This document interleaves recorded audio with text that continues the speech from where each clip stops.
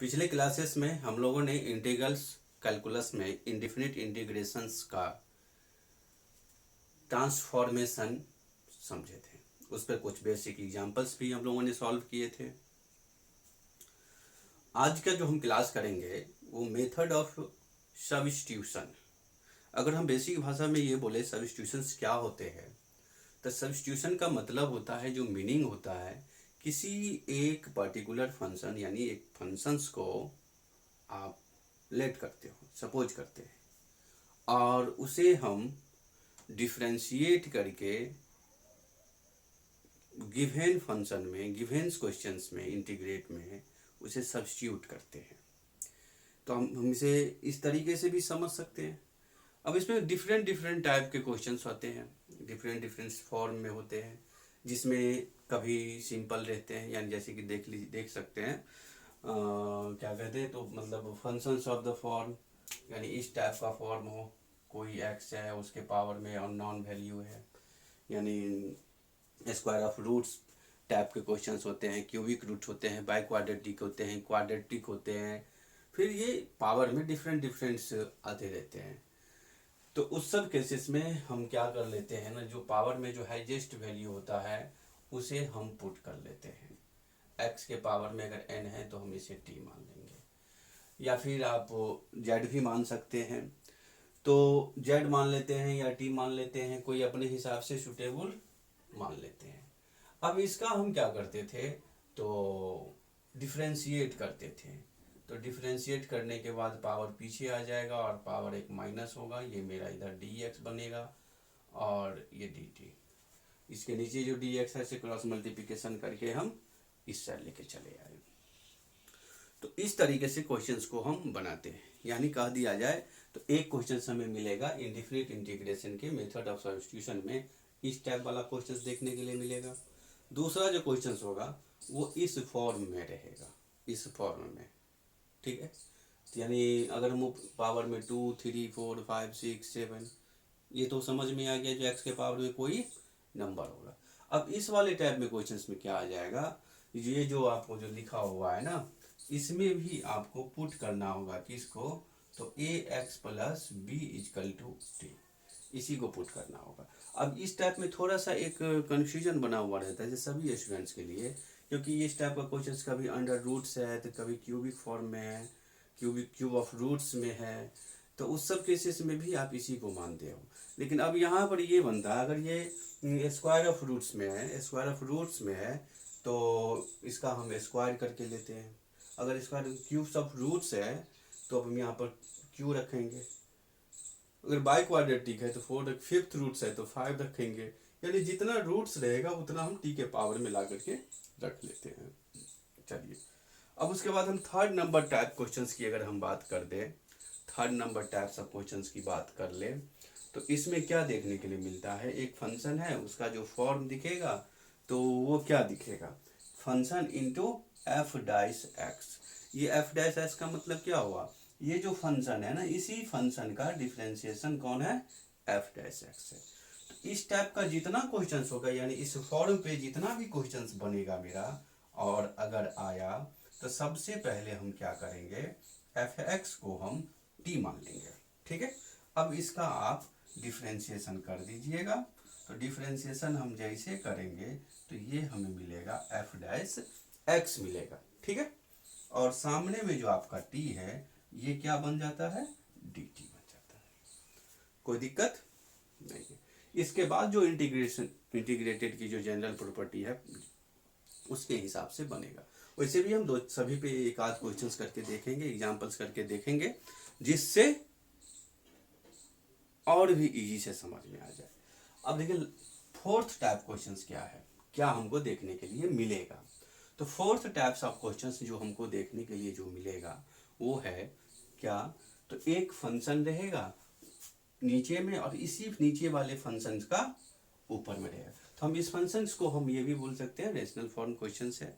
तो इसमें भी हमें केवल किसे, तो जो बड़ा फंक्शन रहेगा ना, यानी फंक्शन है इसका डिफरेंशिएट है, तो जो डिफरेंशिएट होता है वो तो जनरली आपका छोटा होता है ना, तो हम बड़े फंक्शन यानी एफ एक्स वाला को टी मान लेते हैं और इसका डिफ्रेंशिएट करेंगे तो एफ डाइस एक्स मिलेगा और यहाँ पर मेरा डी टी देखने के लिए मिलेगा।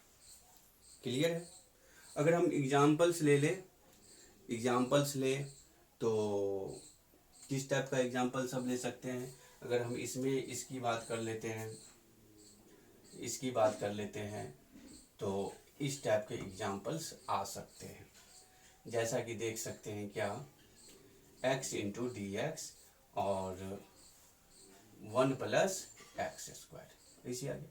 तो नीचे वाले फॉर्मेट को आप पुट कर लोगे ना, तो 1 plus x square is equal to t. अब इसका डिफ्रेंशिएट करोगे तो ये पावर आ जाएगा पीछे और D X equal to D T और X D X equal to D T by 2। ठीक है। तो अब इसके बाद यहाँ पर सभी की वैल्यू आप रखिएगा। x इंटू डी एक्स के लिए क्या मिल गया हमें, डी टी बाई 2 मिल गया। अब यहाँ पे रखते हो, इस सभी को हम मान लिए थे t। बात क्लियर है, कोई दिक्कत नहीं है। चलिए पहले से आप नोट कर लीजिए, फिर हम कुछ सिंपल सा एग्जाम्पल्स को देख लेते हैं, फिर आगे हम बढ़ेंगे। जैसे कि तीनों मेथड को हमको समझ में आ जाएगा तो अच्छे से स्टैंडर्ड्स क्वेश्चन को भी हम टारगेट करेंगे। ऐसा नहीं है जो बेसिक में ही हम लोग उलझे रह जाएंगे, जी नहीं, हम अच्छे लेवल के भी क्वेश्चंस को समझेंगे। और हमें लगता है जो आप लोगों को इसको समझने में दिक्कत नहीं हुआ होगा और इसे जितना जल्दी हो जाएगा हम उतना जल्दी कवर कर लेते हैं। ठीक है। 30 मिनट का हम गैप देते हैं आपको और आप इसे नोट कर लीजिए।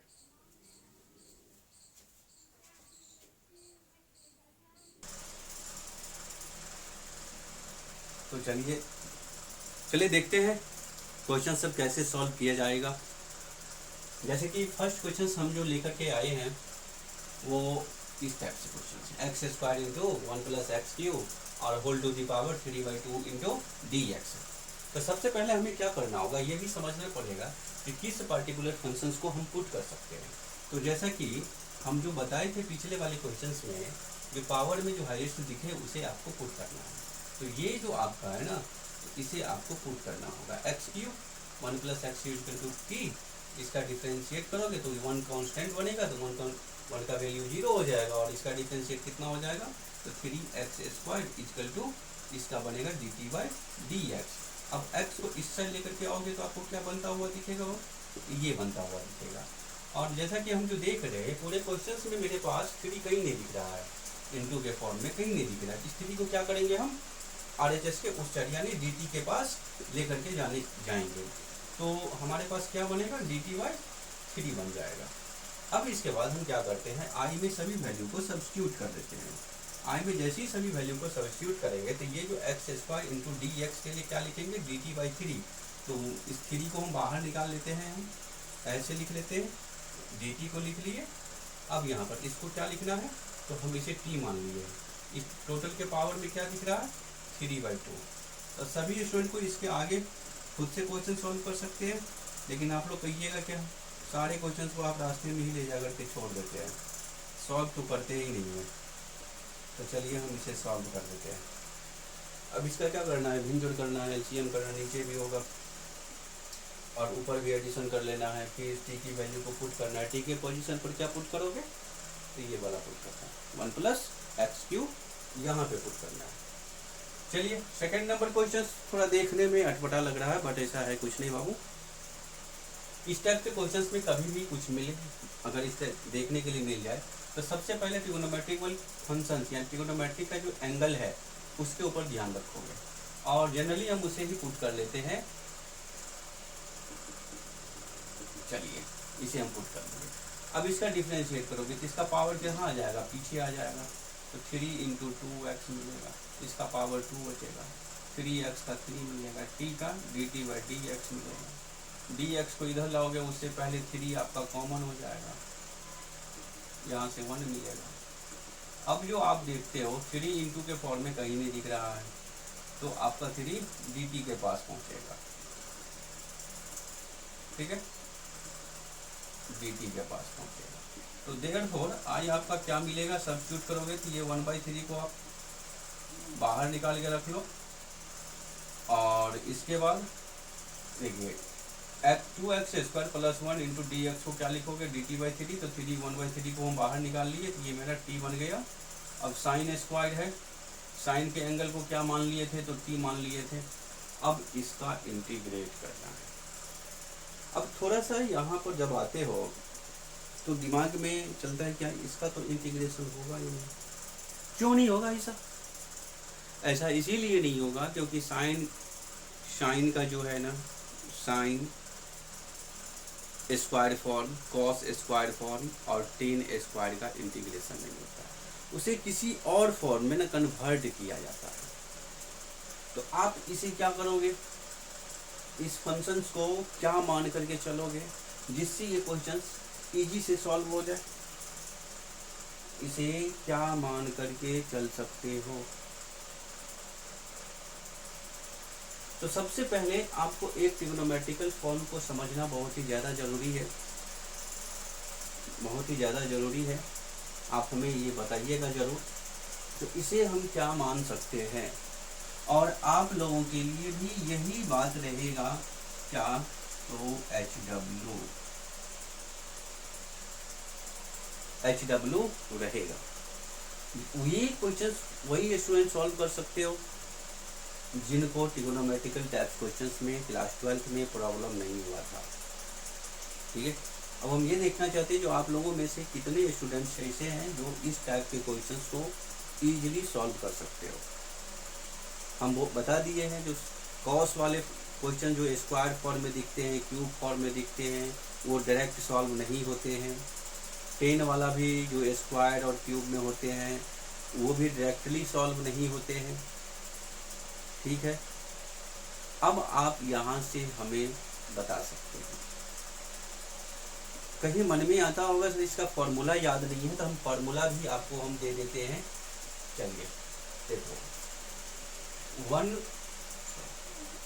1 plus cos 2 theta equal to 2 cos square theta, number 1। Number 2, 1 minus cos 2 theta equal to 2 sine square theta. अब यहाँ से सर्च करके लिख लोगे, डायरेक्टली यहाँ से सॉल्व हो जाएगा। ठीक है, बट होमवर्क फिर भी रहेगा। अब आते हैं हम क्वेश्चन नंबर 3 पे आते हैं। क्वेश्चन नंबर 3 पे आते हैं। क्वेश्चन नंबर 3 भी बिल्कुल सिंपल सा है। सबसे पहले इसे पुट करोगे किसे, तो नीचे वाले को, ये f(x) बट्टा ये f'(x) बट्टा f(x) है, तो ये t हो जाएगा। इसका डिफ्रेंशिएट करोगे तो बाबू ये cos x मिलेगा और सामने dt/dx मिलेगा। अब इस dx को इधर लेके आ जाओगे तो ये इस टाइप से देखने के लिए मिलेगा। तो आपका i क्या सॉल्व हो गया, ऊपर में t, नीचा में t का पावर में 3। इसको ऊपर लेके चलोगे तो 3 इतना हो जाएगा। अब इसके बाद क्या करते हो, पावर 1 जोड़ते हो और उतनी ही पावर नीचे लिखते हो। चलिए कम से कम हम इसे तो कंप्लीट कर दे, एक कांस्टेंट c लगा देते हो। तो टोटल मिलेगा -2/-2 प्लस c। अब इसके बाद क्या करिए, -1/2 इंटू 1/t² प्लस c। तो -1/2, t कितना है बाबू आपका, तो साइन है, तो sine square x plus c final answer. ठीक है, तो हमें लगता है जो दिक्कत नहीं हुआ होगा, हमें लगता है, बट एक्चुअली में आप लोग बताओगे जो क्या समझ में आया, क्या नहीं आया, क्या चीज़ इसमें और करना चाहिए, कहाँ पे परेशानी हो रहा है। जब तक आप लोग बताइएगा नहीं तब तक हम समझ नहीं पाएंगे। तो थोड़ा सा इतनी भीषण गर्मी भी है, फिर भी हम आप लोगों के लिए कुछ न कुछ करते रहते हैं। तो चैनल को लाइक ज़रूर करिएगा, सब्सक्राइब भी कर लीजिएगा और दोस्तों के साथ शेयर करिएगा। कैसा लगा क्लास ज़रूर बताओगे। ठीक है, फिर मिलेंगे हम अगले वीडियो में, अगले क्लास में। तब तक के लिए जय हिंद, जय भारत।